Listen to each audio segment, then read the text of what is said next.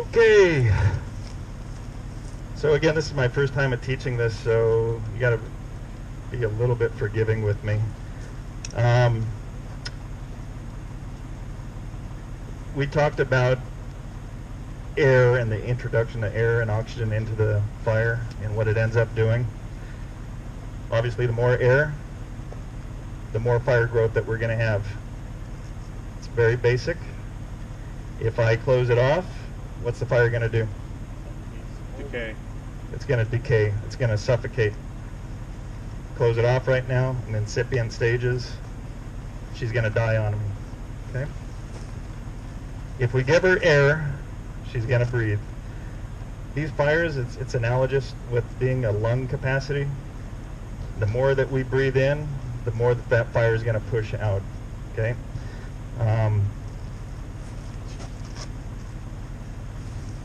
Now, if this is the room and contents fire that we were discussing earlier, what do you think is happening in these rooms if the doors are open? They're all filling with smoke. Yep, they're filling up with smoke. Okay. If I close this door, what's the fire eventually going to do on that side? Okay. Anybody know what that terminology is called? There's a term for when a fire moves from one area to another. Extension. Extension is one word. Anybody else want to take a crack at it? It's kind of new terminology that came out of the NIST and the ATF tests that they've been doing, and I struggle with it.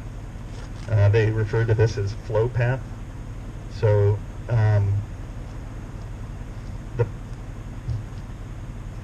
I think I'm actually, correct me if I'm wrong, I hate to say this for the video as well, but that flow path or that fire path is going to continue, and it's going to seek out that oxygen. Okay. We'll let this thing build up a little bit.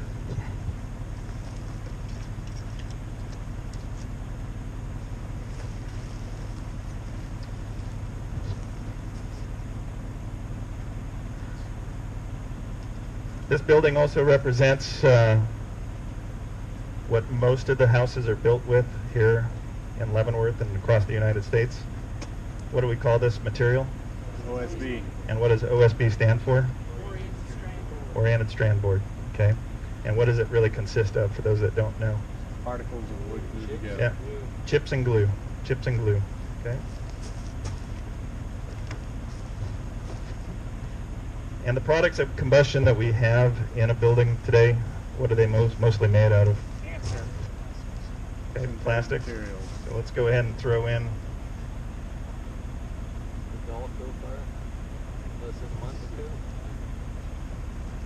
Okay. When we start adding in plastics and petroleum-based products, what does that do to the smoke? It darkens it and increases, flammable materials within the smoke. Right. Yeah. So, we will be seeing a lot of dark petroleum-type smoke coming out of the building. Don't let it fool you. It's still products of incomplete combustion, and we do expect it to eventually roll over, flash over, and essentially fully ignite. Okay.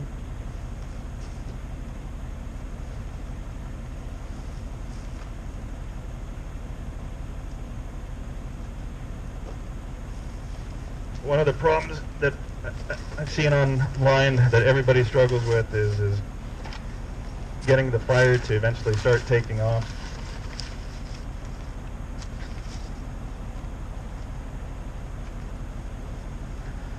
If anybody was looking at the clock when they came out here tonight, now what's our average response time here in Leavenworth? What's our average reaction time? 2 minutes. 2 minutes.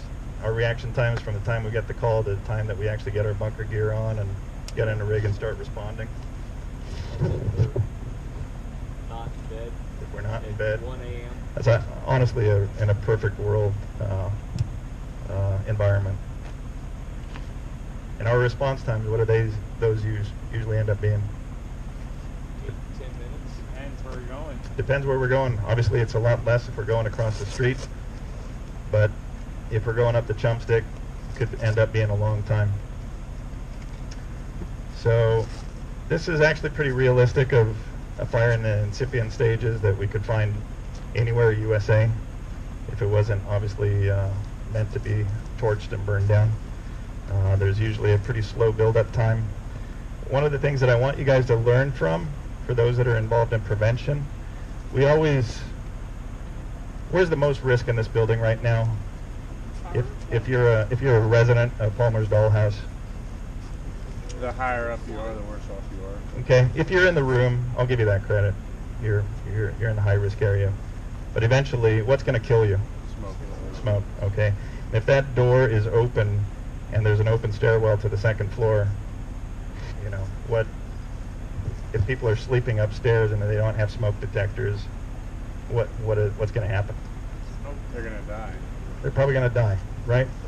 That's the crud that they've been slowly inhaling, and that's where those parts of the brain, they might not realize that that's smoke in the beginning because it starts out really slow and it gets worse and worse over time. They're probably already dead, okay, or about to die. So what I want the fire prevention takeaway on this that you guys need to try to lock away, one obviously is the reason why we have smoke detectors and why we should always try to advocate them. And then the second one that's equally important that I think the fire prevention is always lost is that how many of you guys that live on second floors sleep with the doors open? All right. So we want to hear the kids. We want to hear what's going on. But when we look at it from a fire perspective, if we sleep with our doors open, that's what we'll be breathing in. Okay. It's a good takeaway from this class, but nobody teaches it because it's usually based on just purely operation. If you're in a room over here that has a door closed, there's no smoke coming out of it. It's hard to see from that perspective right now, but this is a completely closed off room. Okay. Any questions so far before I get going? We'll let the fire build up a little bit. Okay.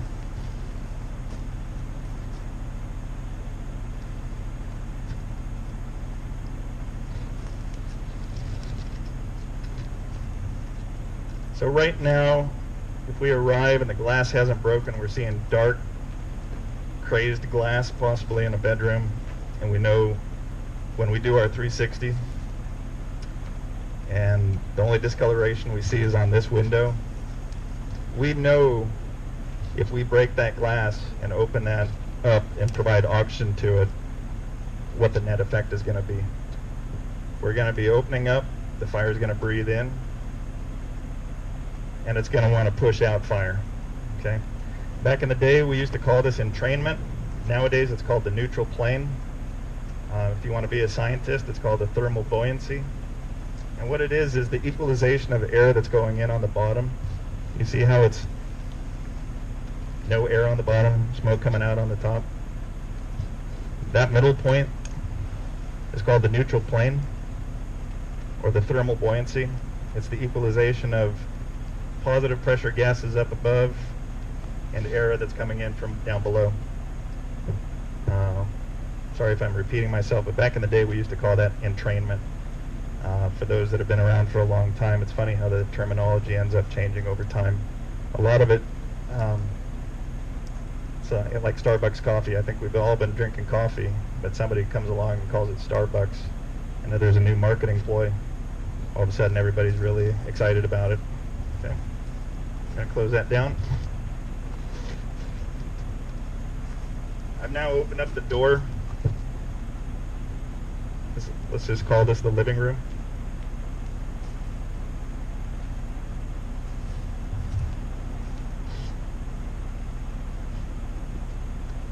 If you're that firefighter, like I was referring to myself as earlier, if this is the front door and we want to make an attack through the living room rather than extinguishing it here through the window, or just slightly knocking it down,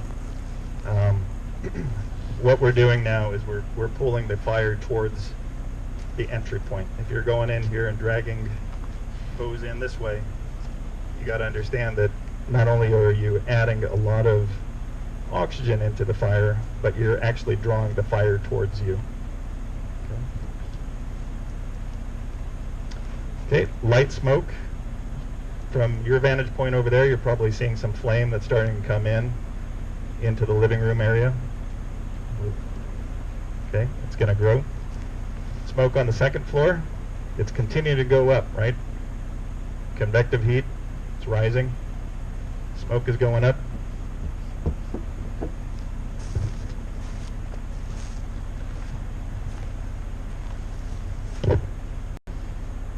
If we suddenly penetrate the top floor, or the attic, the roof attic, and introduce fire and smoke into the attic,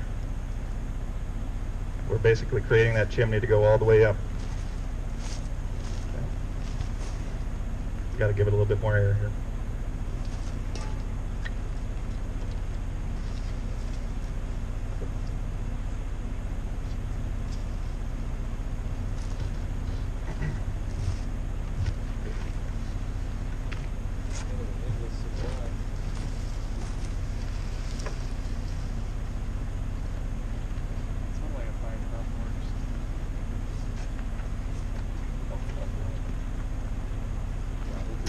So rather than when we talk about ventilation, when we have a fire in the attic or we have lots of smoke in the attic, rather than putting somebody on top of the fire, what's another alternative that we can do strategy-wise? What was the question? The whole question? I had to come up. Sorry, it was a little nebulous. Rather than putting somebody up on the top of the roof to cut a hole for a vent roof, what is another safer strategy that we can implement? Ventilate from the gable. So remember, you have an ability to pop off the gable vent and achieve similar effects, and usually safer as well. Okay. We've got fire that's starting to go up on the second floor. It's going up the hallway. Eventually it's going to penetrate the ceiling. You'll introduce fire into the attic space. And what's our biggest hazard when we're dealing with fires in the attic? Structural collapse. Structural collapse because of what? Trusses are being Trusses. And rated. what kind of trusses can we have in this type of a building? Lightweight. Lightweight construction, right? Plus with glue and particle boards, right, it's going to get soggy really fast and people are going to fall down. It's yet another reason why I don't like putting people up on roofs. What you see here isn't much different as far as, this is probably 7/16, but I think the requirement only is a ½ inch for a roof, so it's not much different. And it doesn't take long before we start having problems up above.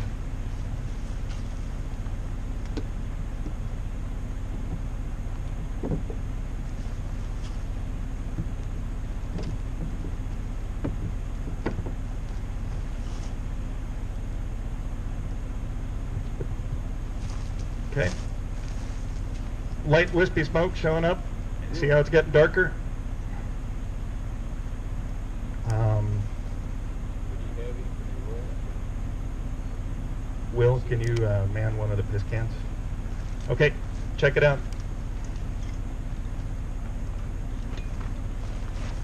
If you don't ventilate, where's all that smoke going to go?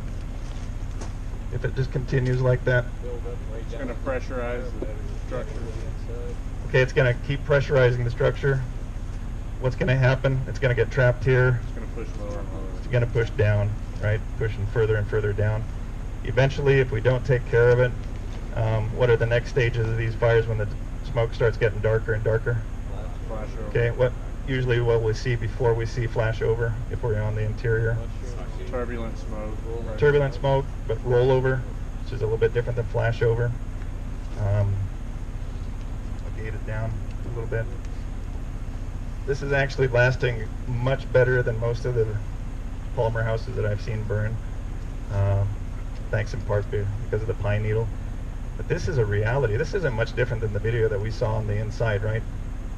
If I were to let this burn a little bit hotter now, and this would continue to get darker, this is really no different than, what was the street address on that fire that we were looking at, Annie? What's the name of it? Meadowbrook. Meadowwood fire. Okay. So, I wonder how many minutes we're into this.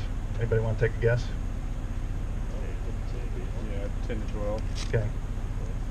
10 to 12. Pretty realistic, believe it or not. When we look back on our structure fires, by the time we park our apparatus, we dilly-dally with pulling a 17 minutes in. Okay. By the time we take a water supply, by the time that we get ourselves organized at the front door, we have 2 in, 2 out. You know, this is possibly what we're going into. Okay.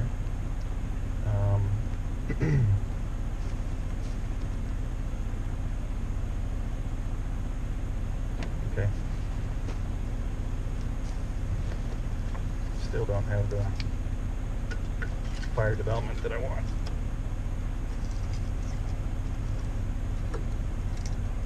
Oh, there you go. Okay. See a little bit of flash over there? Is that rollover or flashover? You know, when I consider rollover, I usually consider it when I'm in the inside of the building and it just does a quick roll over me. We don't have any contents in this second floor, so I guess it's going to come down a little bit to a semantics issue. It said rollover won't sustain fire. It's getting to that That's right. minimum Right. level of where it'll start to burn. Right. Flashover is complete fire in that room. All products of combustion are on fire. So, but just pay attention. We're really, I'm actually enjoying this quite a bit because we're getting to see a lot of smoke movement, and we're getting to see what ends up happening. It ends up lighting off on itself. Okay. Choke it down. Obviously, you can't do that once you burn or break a window. Come on over here, Will. Let's go ahead and spray a little bit into the top floor. Actually, just maybe just a dash down below, just a dash. Okay. Okay. A little bit more. So, in the class, we were talking about being able to introduce a little bit of water and do that defensive attack first. I'm trying not to put it out, but cover it with your thumb. There you go, just a little bit. There we go.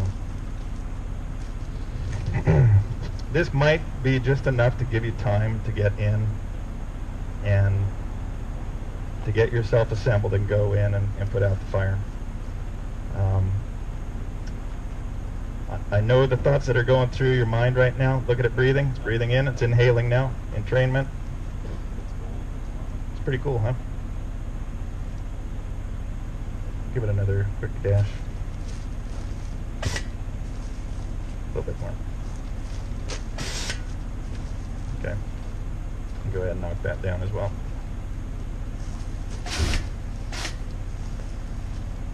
A little bit more. Great. Okay.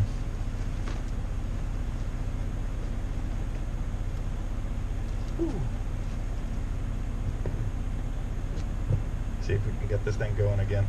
Okay, so that didn't take a lot of water, right? I know it's a dollhouse, I know it's a small building, but if we look at it from the outside right now looking in, you know, we've knocked it down, we've introduced a little bit more smoke, but if the door was closed, we would have had a good chance of getting our act together, getting organized and going in, and eventually tapping it completely and being done with it. Okay. Some other fire behavior things that we should probably talk about is biodirectional or unidirectional smoke movement. It's another way of explaining this phenomena that occurs when it's trying to breathe in air and then push out fire somewhere else.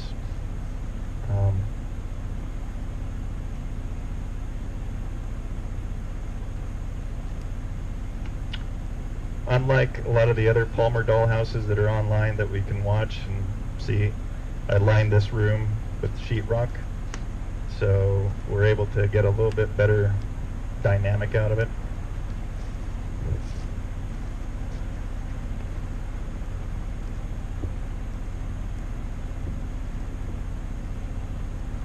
Get any flame out the roof yet? So breathing it out pretty good though. Okay.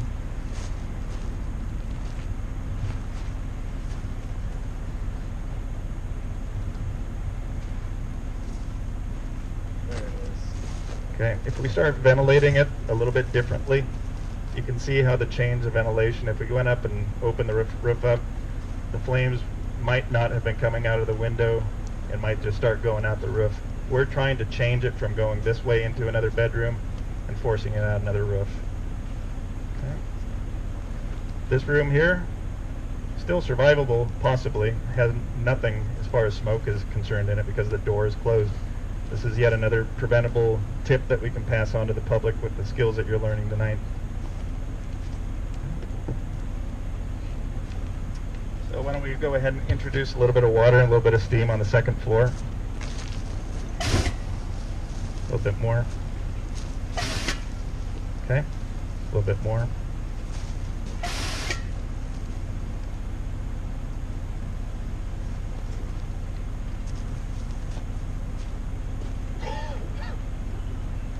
Okay.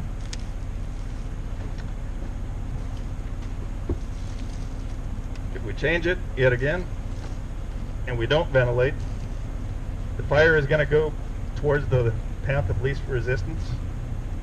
It'll be trying to go out wherever it can find oxygen. Just remember that we can change that path of fire direction and smoke based on what you do and what doors you open, what doors you close, how you ventilate a roof, whether you do horizontal ventilation, whether you do vertical ventilation. Just remember, every time you open something, there's going to be a net effect by what you do. Be strategic about it.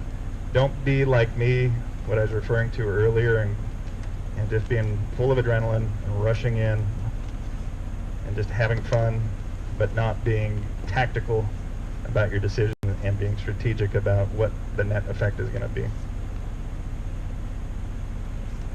Okay.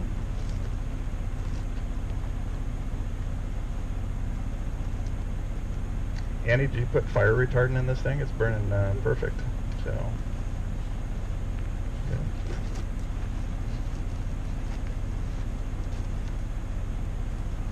Any questions so far?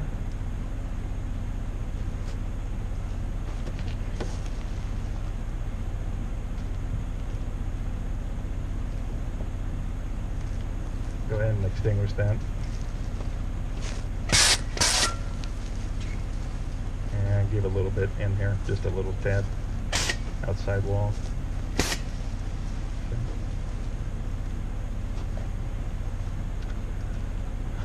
I think what the takeaway here as well is that you see how little water it takes.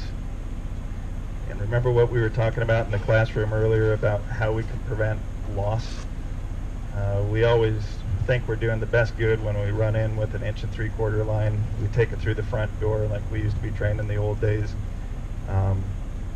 There's a lot of strategy and a lot of tactics that can be used to prevent even further loss by our actions, whether we're going in and dragging hose around a house that isn't warranted. If we're just able to do what Will is doing here by just adding a little bit of water. If that door was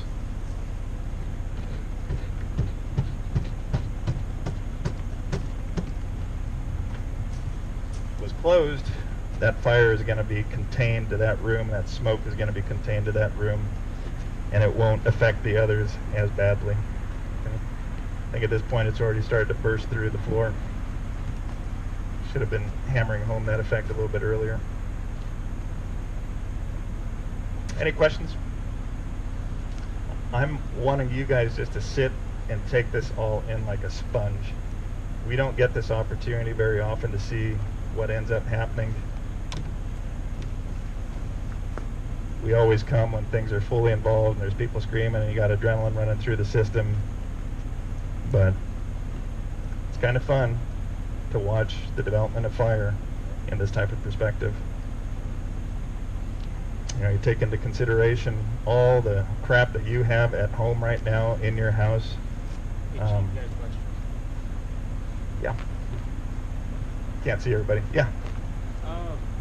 Is it worth noting the difference in flame between the fire that's actually in contact with a burning object and the flame that's actually igniting the smoke, the off gases, and paying attention to that? Like if you were interior and you started seeing a difference in that flame quality. On the flame? Yeah. Yeah, I mean, the answer is yes.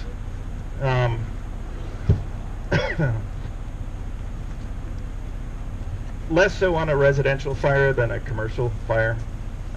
What concerns me on different colors of flame is different chemicals. It's pretty consistent when you go into a burning house. It's just a lot of petroleum-based products. Nothing is really made out of real wood anymore, like in the old days. So you're going to get a lot of black, ugly, petroleum-based smoke. Any other questions? I can't see the hands, so everybody's just going to have to ask away.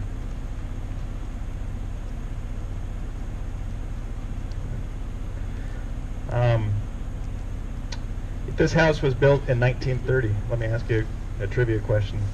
What difference is it with a house that's built today? What's that?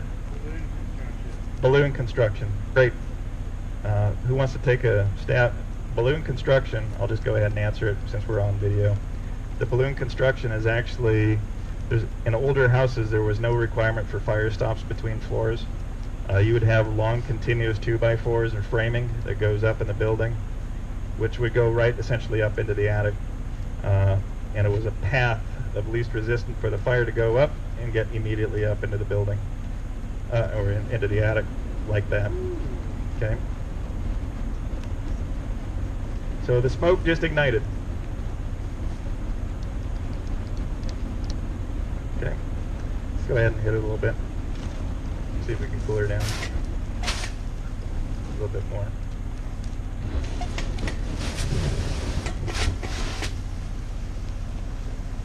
We'll get, go ahead and hit it a little bit more. And get a little bit down here. Perfect. Okay. Losing my door here.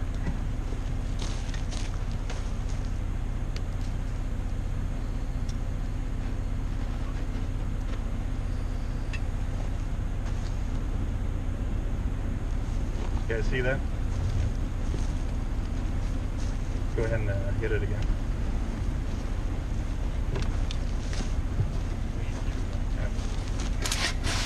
And a little bit down below. And a little bit above again. Okay.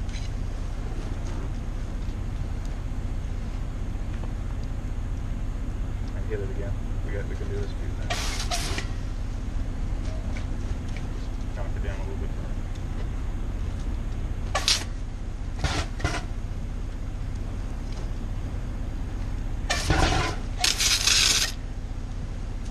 Another can.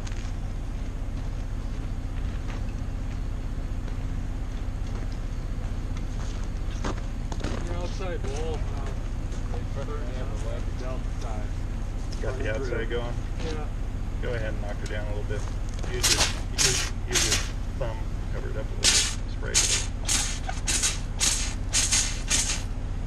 Yeah. Go with the director tank through that second floor window. Knock it down a little bit. Keep going, keep going, keep going. And a little bit down below as well.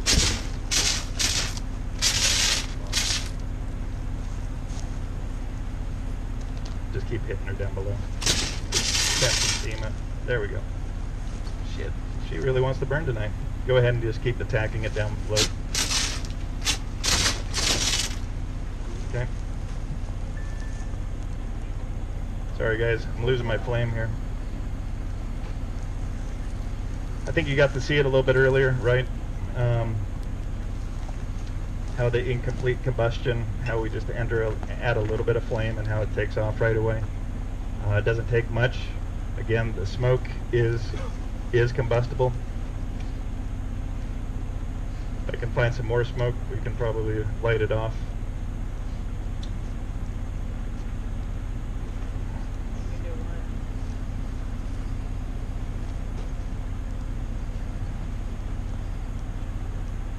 That's light wispy smoke, so we're not getting the same effect. There we go. Now that room is closed off. It's just breathing on the fire that's caused from the smoke.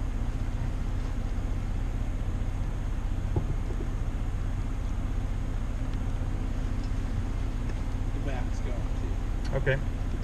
Go around D delta side. Let's add a little water to it. Tame her down a little bit.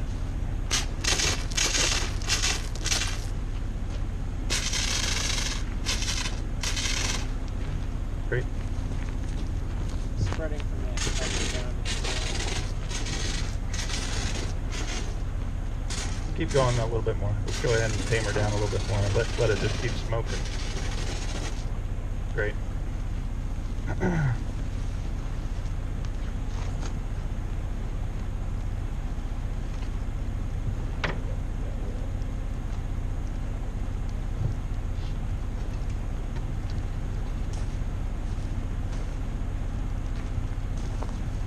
Okay, we changed the flow path a little bit. It's no longer coming out of that front window over here. We changed it, now it's going straight up out of the roof.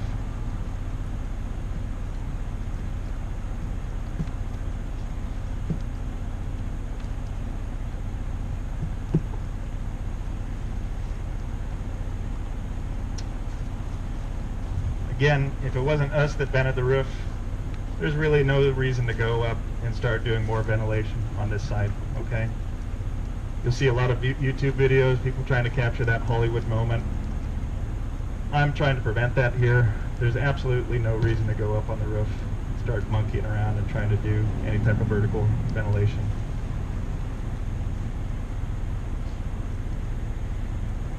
Right now, if we want to extinguish it, we just continue with what Mike and Will are demonstrating. Adding a little bit of water on the low side, letting that water convert to steam, letting that steam go up, and eventually tapping down and slowing the fire.